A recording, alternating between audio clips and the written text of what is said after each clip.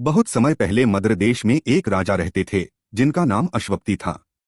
उनके कोई संतान नहीं थी। राजा और रानी ने वर्षों तक देवी सावित्री की कठोर पूजा की।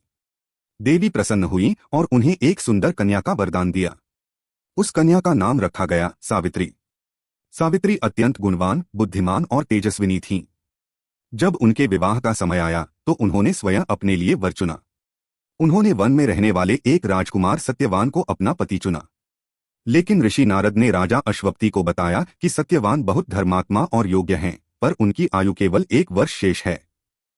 यह सुनकर सभी दुखी हो गए, पर सावित्री अपने निर्णय से पीछे नहीं हटी। उन्होंने कहा, मैंने एक बार सत्यवान को पति मान लिया, अब जीवन भर वही मेरे पति रहेंगे।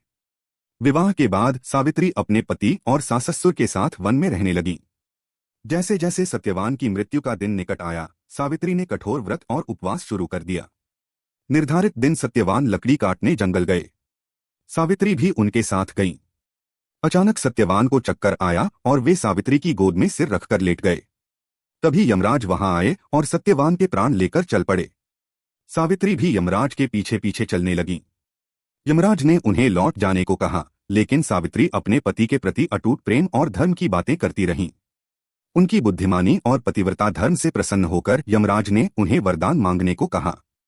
सावित्री ने पहले अपने अंधे सास-ससुर की आंखों की रोशनी और उनका खोया हुआ राज्य मांगा। यमराज ने वरदान दे दिया। फिर सावित्री ने अपने पिता के लिए 100 पुत्रों का वरदान मांगा। वह भी मिल गया। अंत में सावित्री ने कहा, मुझे भी सत्यवान से 100 पुत्रों का सुख प्राप्त हो। यमराज तुरंत समझ गए कि बिना सत्यवान के यह वरदान पूरा नहीं हो सकता। सावित्री की भक्ति, प्रेम और बुद्धिमानी से प्रसन्न होकर उन्होंने सत्यवान को जीवनदान दे दिया।